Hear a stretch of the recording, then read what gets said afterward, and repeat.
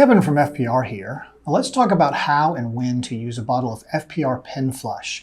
Now, the first question is when. When you find that your pen's all clogged up and it starts skipping a lot and even refilling it doesn't seem to help, it's time to give your pen a more thorough cleaning.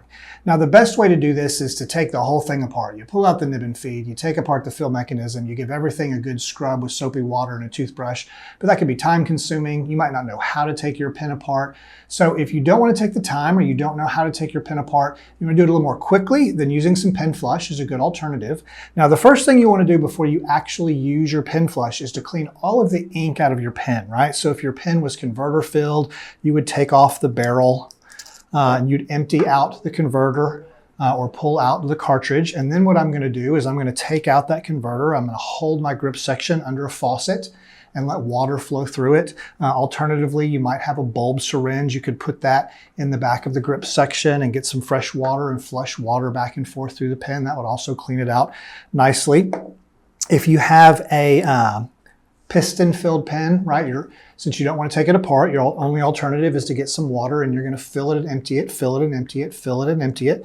And you're going to do that until the water runs clean. You don't see any more ink coming out. Right now that you've cleaned all the ink out of the pen, it's time to move on to the Pen Flush. So here we go. Now here's our bottle of Pen Flush. What some people will do is they'll get a small vial and they'll actually fill a vial with Pen Flush, and that allows you to use less of the Pen Flush if you plan to discard it after.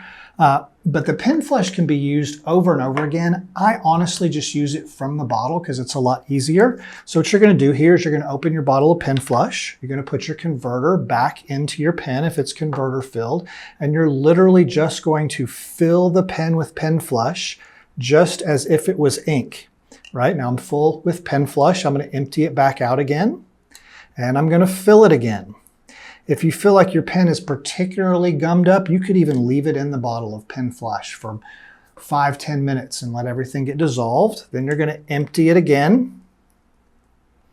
Right? Once you're done filling and emptying and everything's running completely clear, then you're going to set it aside. Now, if it was a piston-filled pen, it's going to be the exact same process, right? I'm going to use the piston to fill and empty the pen, fill and empty the pen until everything runs completely clear, vacuum-filled, whatever it is. It'd be the same process.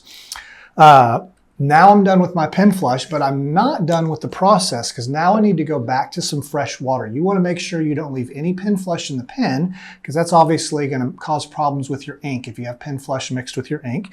So I'm going to go back to my clean water. Again, if I have a converter filled pen, I might just pull that converter out and run the grip section, let the grip section run under some tap water. Distilled water is always recommended. Honestly, a lot of times I just use tap water personally. You do want to make sure you get the Pen Flush out of your converter. So if you pulled the converter out to flush water through, then make sure and fill the converter a few times and empty it, right? So you've got all that Pen Flush out of there. Same thing if your pen was converter filled, right? I'm just going to fill, piston filled. I'm going to fill that piston filled pen. I'm going to empty it. I'm going to do that a few times until all the Pen Flush is washed out. Then I'm going to set my pens aside. I'm going to let them dry and I'll be good to go.